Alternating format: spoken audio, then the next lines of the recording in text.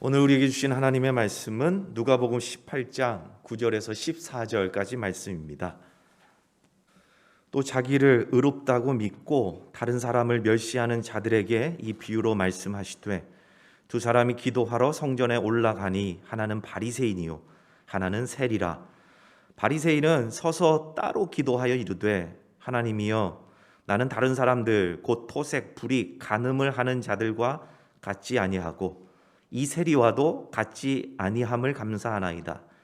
나는 일에 2번씩 금식하고 또 소득의 11조를 드리나이다 하고 세리는 멀리 서서 감히 눈을 들어 하늘을 쳐다보지도 못하고 다만 가슴을 치며 이르되 하나님이여 불쌍히 여기소서 나는 죄인이로소이다 하였느니라. 내가 너희에게 이르노니 이에 저 바리새인이 아니고 이 사람이 의롭다 하심을 받고 그의 집으로 내려갔느니라. 무릇 자기를 높이는 자는 낮아지고 자기를 낮추는 자는 높아지리라 하시니라. 아멘. 하나님의 위로와 평안과 안식이 한 주간 우리의 삶 속에 충만하시기를 주님의 이름으로 축원합니다.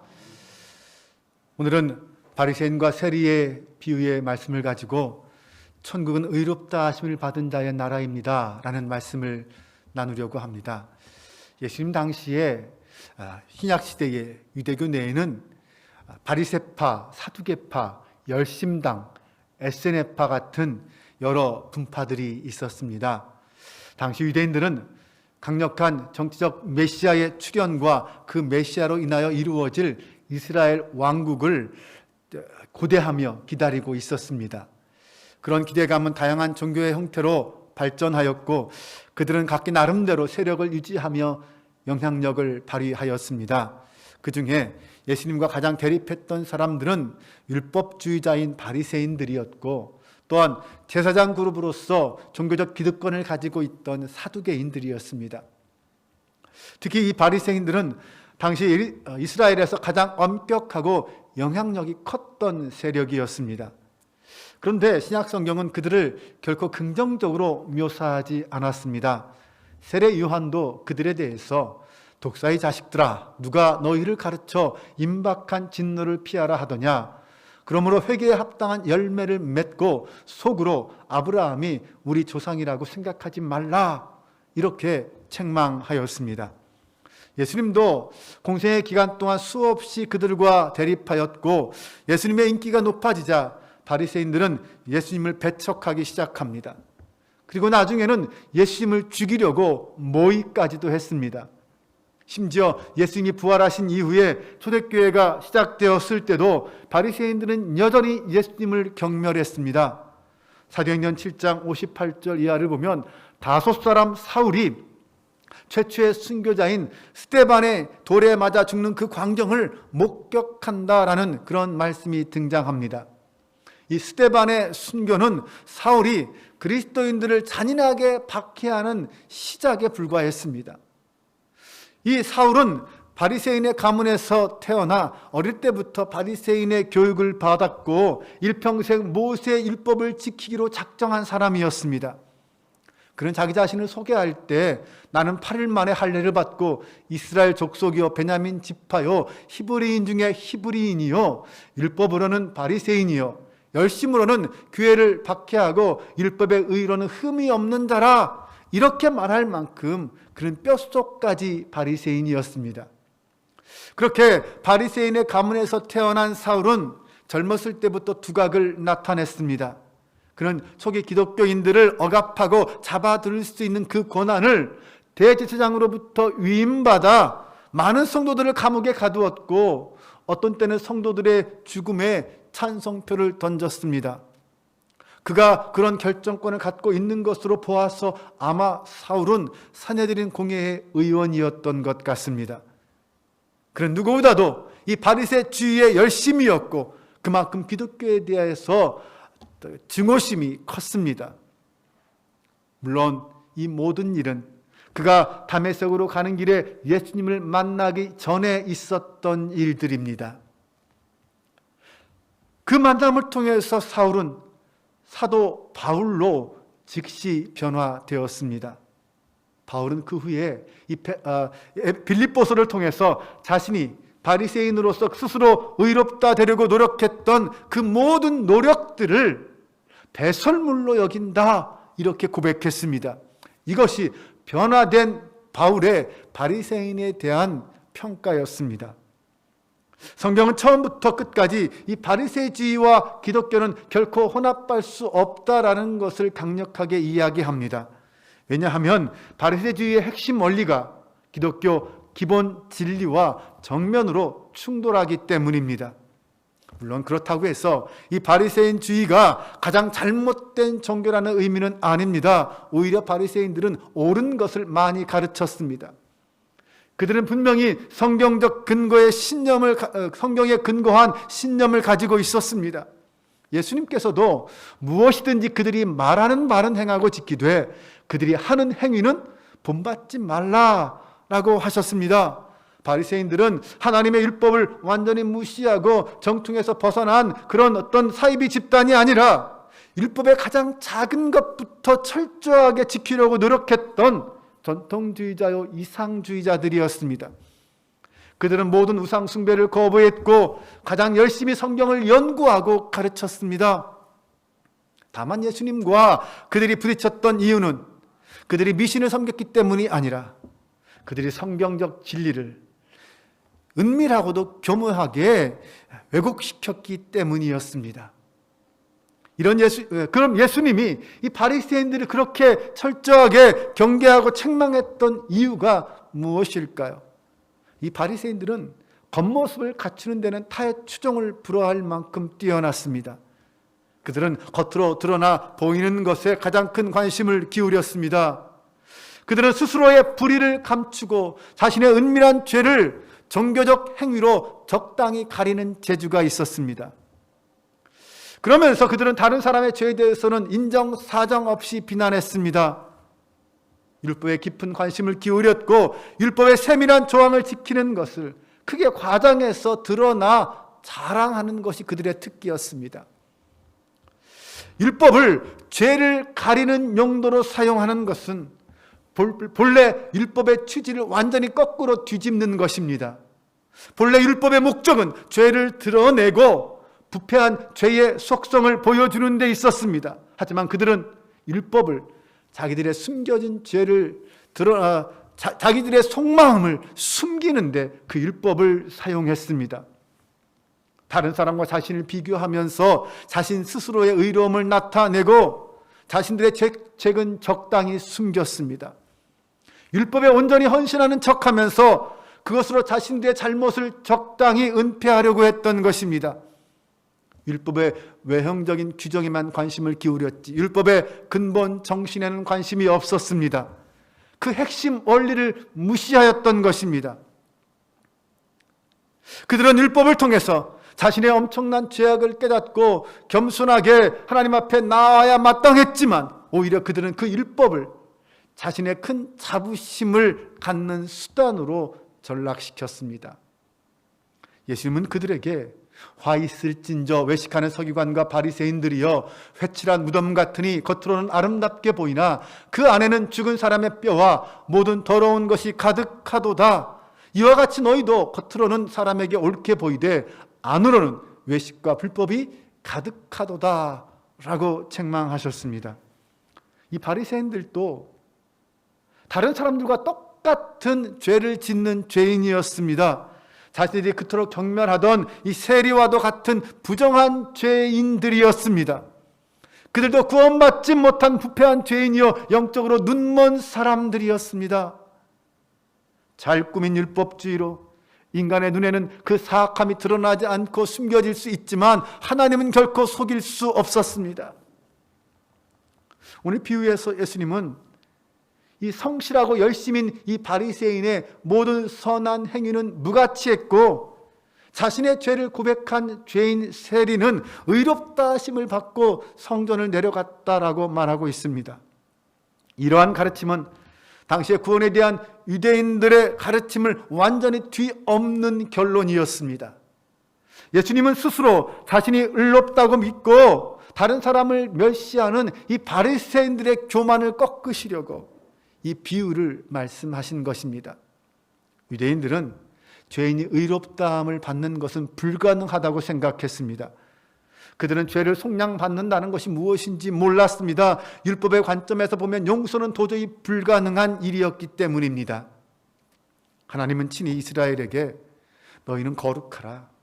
이는 나 여호와 너희 하나님이 거룩함이라 라고 말씀하십니다. 그러나 인간은 하나님이 말씀하신 그런 하나님의 거룩함을 결코 가질 수 없습니다. 불가능한 일이죠. 예수님도 산상설교에서 너희 의가 서기관과 바리새인보다 더 낫지 못하면 결코 천국에 들어가지 못한다라고 말씀하셨습니다. 이 말은 결국 인간의 의로는 천국에 들어갈 수 없다라고 선언하신 거나 마찬가지입니다. 오늘 본문에서 가장 천한 죄인이 의롭다함을 받고 가장 경건한 종교 지도자는 인정받지 못했다라는 이 예수님의 비유를 들은 사람들은 아마 큰 충격을 받았을 것입니다. 당시 바리새인들처럼 철저하고 완벽하게 성실하게 율법을 지킨 사람들은 없었습니다. 하나님이 인간의 행위를 판단하신다면 아마 바리새인들은 가장 높은 최고 점수를 받았을 것입니다. 그러나 예수님은 하나님이 그 의의 기준을 인간에게 맞추시지 않으신다는 것을 가르쳐 주십니다. 하나님의 의는 완벽합니다. 어떤 흠도 없습니다. 인간의 죄를 용납하시기 위해서 그 하나님의 기준을 조금이라도 낮춘다면 그것은 하나님을 모독하는 것이 됩니다. 하나님의 의는 바리새인들이 아무리 노력해도 그들의 모든 의를 무한히 초월하는 완벽한 의입니다. 예수님은 하늘에 계신 너희 아버지의 온전하심 같이 너희도 온전하라 이렇게 말씀하십니다. 하나님이 우리에게 요구하시는 온전함은 하나님 같이, 하나님만큼이라는 온전함입니다. 아니 그러면 어느 누가 이 하나님의 의같이 온전하여 의롭다함을 받을 수 있겠습니까? 과연 그게 가능이나 할까요? 죄를 지은 우리 인간이 어떻게 하나님의 온전하심 같이 온전하여 하나님 나라에 들어갈 수 있단 말입니까? 이 질문에 대한 대답은 먼저 창세기의 아브라함에게서 찾을 수 있습니다. 창세기 15장 6절을 보면 아브라함이 여호와를 믿으니 여호와께서 이를 의로 여기셨다라고 합니다. 여기에서 아브라함은 자신의 공로로 의롭다함을 받지 않았습니다. 그는 믿음으로 의롭다함을 받았습니다. 그럼 우리가 믿음으로 의롭다함을 받는 그 근거는 어디에서 오는 것입니까? 바로 그것은 예수 그리스도의 십자가로부터 오는 것입니다. 주님의 십자가의 희생 때문입니다. 하나님은 죄인이 마치 죄를 짓지 않는 것처럼 여기셔서 그의 죄를 면책해 주시는 것이 아닙니다. 그분은 죄를 간과하시거나 단순한 선언으로 죄를 없애시거나 변덕스러운 감정으로 죄인을 용서하시는 그런 분도 아닙니다. 하나님은 당신이 독생자를 희생시켜서 우리에게 완전한 속죄를 이루어 주시고 우리의 의로움의 근거를 마련해 주셨습니다. 당신의 독생자를 통해서. 바울은 로마서에서 이렇게 말합니다. 이 예수를 하나님이 그의 피로써 믿음으로 말미암은 화목 제물로 세우셨으니 이는 하나님께서 길이 참으시는 중에 전에 지은 죄를 간과하심으로 자기의 의로우심을 나타내려 하심이니. 하나님에 의해서 예수 그리스도의 의가 우리에게 전가되었습니다. 믿는 우리에게 전가되었습니다. 여기서 전가라는 말은 잘못이나 책임을 다른 사람에게 덮어 씌우는 것을 말합니다. 고린도후서 5장 21절에 하나님이 죄를 알지도 못하신 이를 우리를 대신하여 죄로 삼으신 것은 우리로 하여금 그 안에서 하나님의 의가 되게 하려 하심이라.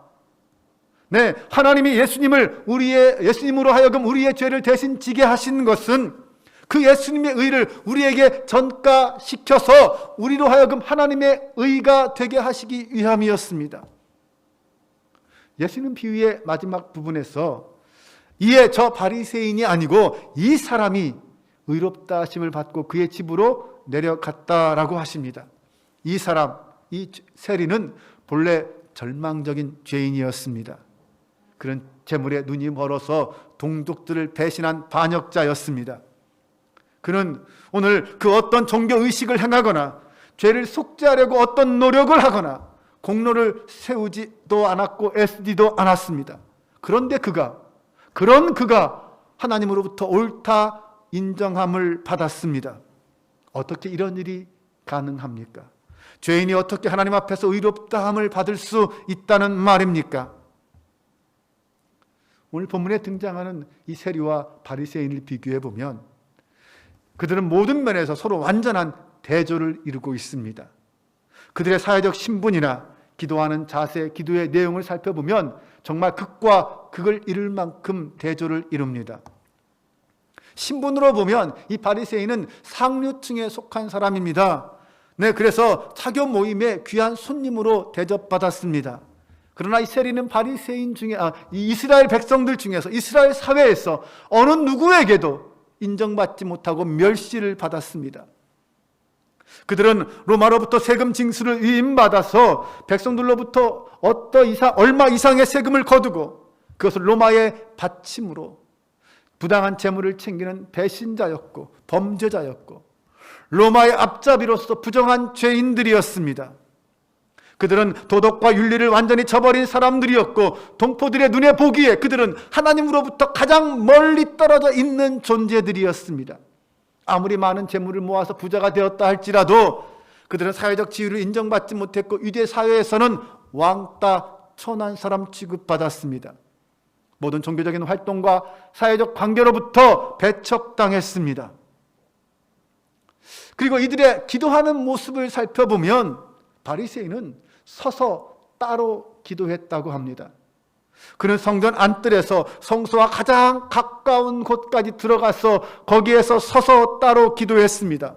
왜냐하면 스스로 자신을 생각할 때에 자신은 그런 거룩한 곳에 들어가도 되는 사람, 들어가기에 합당한 사람이라고 생각했기 때문입니다. 그런데 세리는 성전뜰 맨 끝에서 거기에서 기도의 자세를 취했습니다. 그는 멀리 서서, 그 말은 성소로부터 멀리 떨어져서라는 말입니다.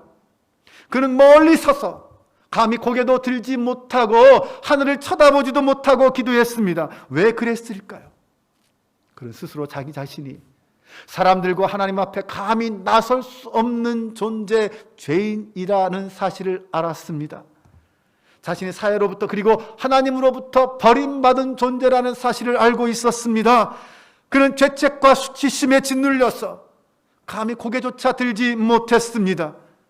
그는 자신의 자격 없음을 인정했습니다. 아무런 변명도 그 어떤 단서도 붙이지 않고 인정하고 고백했습니다. 그 안에는 스스로 의롭게 여기는 마음이 조금도 없었습니다. 예수님은 세리가 가슴을 쳤다라고 말씀합니다. 그는 자신의 죄로 인해 극심한 괴로움을 느꼈습니다. 후회와 수치심, 슬픔, 그 온갖 괴로운 감정이 몰려와서 그는 그 감정을 주체할 수 없어 자신의 가슴을 치며 통곡한 것입니다. 기도의 내용을 살펴보면 바리새인은 서서 따로 기도하여 이르되 하나님이여 나는 다른 사람들 곧 토색 불의 간음을 하는 자들과 같지 아니하고 이 세리와도 같지 않음을 감사합니다 라고 기도합니다. 그는 자신을 과시하면서 큰 소리로 기도하면서 사람들이 자신을 보고 그 기도를 듣기를 원했습니다. 나는 이렇게 계속 1인칭 대명사를 사용해서 그는 결국 하나님이 아니라 자기 자신을 내세우고 자신을 지켜 세웠습니다. 그는 자신이 다른 사람과 같지 않다라는 것을 감사했지만 실제로 하나님을 향해서 그 어떤 찬양의 말 한마디도 하지 않았습니다. 그는 용서나 긍휼이나 도움 같은 그 어떤 것도 하나님께 구하지 않았습니다. 그가 하나님께 고백한 것이 있다면 다른 사람의 죄를 열거하면서 자신의 공로를 주장한 것뿐이었습니다. 그는 죄의 항목들을 열거하면서 그리고 세리를 쳐다보면서 자신은 저 세리 같은 죄인이 아니라고 말합니다. 그런데 왜 이 바리새인은 하나님께 아무것도 구하지 않았을까요? 그 이유는 자기 자신에게는 부족한 것이 하나도 없다라고 생각했기 때문입니다. 자기 자신을 과시하느라 하나님을 잊은 것입니다. 더구나 그는 12절에서 이렇게 말합니다. 나는 일해에 2번씩 금식하고 또 소득의 11조를 드리나이다. 사실 율법은 속죄일에 1년에 한 번 금식할 것을 명령합니다. 그런데 이 바리새인은 일주일에 2번, 월요일과 목요일에 금식했습니다. 그들은 하나님의 우리에게 명하신 그 율법에 인간들이 만든 규칙과 자기들의 어떤 종교적 행위를 더하면 더 많은 공로를 쌓을 수 있다라고 생각했습니다. 그러나 세리의 기도는 짧고 간절했습니다. 그는 참되고 진실한 마음으로 하나님의 긍휼을 구했습니다. 자신의 죄를 부끄럽게 여기는 마음으로 하나님이여 나를 불쌍히 여기소서 나는 죄인입니다. 이렇게 기도합니다. 세리는 다른 사람을 쳐다보지 않았습니다. 오직 자신의 죄에만 집중했습니다. 그런 바리새인이 언급조차 하지 않은 하나님의 은혜, 그 은혜의 필요성을 진지하게 구했습니다. 이런 바리새인과 세리의 대조적인 모습을 정리해 보면 이렇게 간단하게 말할 수 있습니다. 바리새인은 자기 힘으로 하나님을 기쁘시게 할 수 있다고 생각했지만 세리는 그렇게 할 수 없다고 생각했습니다. 세리는 진정으로 회개했지만 바리새인은 회개의 필요성조차 느끼지 못했습니다. 우리는 이런 사실로부터 한 가지 교훈을 깨닫게 됩니다. 우리가 전도할 때 이렇게 말합니다. 하나님께서 당신을 사랑하시고 당신을 향해서 놀라운 계획을 갖고 계십니다. 그런데 이것만으로는 부족하다는 것입니다. 그것을 아는 것만으로는 부족하다는 것입니다. 복음이 진정으로 복된 소식이 되기 위해서는 먼저 죄인에게 회개하라라고 가르쳐야 합니다. 사실 많은 사람들이 성경적 진리를 믿고 예수 그리스도를 구세주로 고백한다고 말합니다. 그런데 그들 중에서 죄의 심각성을 진정으로 의식하지 못하는 사람들이 훨씬 더 많습니다. 대부분 사람들은 자신이 충분히 선하다고 생각합니다. 충분히 관대하고 충분히 경건하기 때문에 사소한 죄의 문제는 다 덮을 수 있다라고 생각합니다. 바로 비유 속의 바리새인이 그런 사람이었습니다. 그러나 세리는 하나님이여 나를 불쌍히 여기소서 나는 죄인입니다 라고 고백했습니다. 세리는 자신의 죄를 스스로 속량할 수 없다라는 사실을 알았고 하나님이 자신을 대신해서 그 죄의 속량의 문제를 해결해 주세요 라고 기도했습니다. 그는 하나님께 자신의 죄를 눈감아달라고 묵인해달라고 기도하지 않았습니다. 자신이 구원받기 위해서 뭔가 대가를 취해야 한다면 그것은 하나님께서 해주시기를, 무언가를 만족시켜야 할 것이 있다면 바로 하나님께서 그 일을 해달라고 기도했습니다. 왜요? 자신은 아무것도 할 수 없는 죄인이기 때문입니다. 그런 죄의 싹은 사망이라는 것을 알고 있었습니다. 자신의 절망적인 죄인의 모습을 고백할 수밖에 없었습니다. 그의 기도의 자세를 살펴보면 스스로 거룩한 곳에 가까이 다가갈 수 없음을 표현한 자세였습니다. 그는 하늘을 올려다볼 자격조차 없다고 생각했고 스스로의 비참함에 통렬하게 반응했습니다. 예수님은 이 사람이 의롭다 함 받고 그의 집으로 내려갔다라고 말씀하십니다. 이때 의롭다고 선언하신 분은 하나님이십니다. 지금 하나님은 그의 어떤 선한 행위나 그의 어떤 공로를 보고 그의 의롭다함을 선언하지 않으셨습니다. 오직 그것은 하나님의 은혜로 선언된 것이었습니다. 이 세리는 자신이 한 일 때문이 아니라 자신을 대신해서 행해진 일 때문에 의롭다함을 받았습니다. 그는 도저히 갚을 수 없는 빚을 진 상태가 되었습니다. 그가 할 수 있는 일은 이제 자신의 죄를 뉘우치고 하나님께 속죄를 구하는 것뿐이었습니다. 그는 하나님께 제가 이것을 하겠습니다, 저것을 하겠습니다, 그렇게 뭘 하겠다고 말하지 않았습니다. 단지 그는 자기 스스로 할 수 없는 그 일을 해달라고 하나님께 구했습니다. 이것이 예수님께서 우리에게 말씀하시는 회개의 본질입니다. 세리가 어떤 행위나 의식이나 공로에 의해 의롭다함을 받지 않았다는 것은 의롭다함 곧 이 칭의는 믿음에 근거한 것이다 라는 뜻입니다. 그의 죄를 속량하시고 용서를 얻는 데 필요한 그 모든 것은 그를 대신해서 이루어졌습니다. 그는 즉석에서 믿음으로 의롭다함을 받았습니다. 반면에 이 바리새인은 금식과 11조를 통해서 그의 선행을 통해서 하나님으로 의롭다 하심을 받을 수 있다고 생각했었습니다. 그런데 그것은 엄청난 착각이었습니다. 죄인을 의롭게 하는 것은 어떤 율법적인 복종이나 행위에 통해서 얻어지는 것이 아니었습니다. 그 의는 오직 믿음으로만 얻어지는 것이었습니다. 세리가 바리새인보다 더 나은 의를 가졌습니다. 세리가 바리새인보다 더 나은 의를 받았는데 그 의는 어디에서 얻었습니까?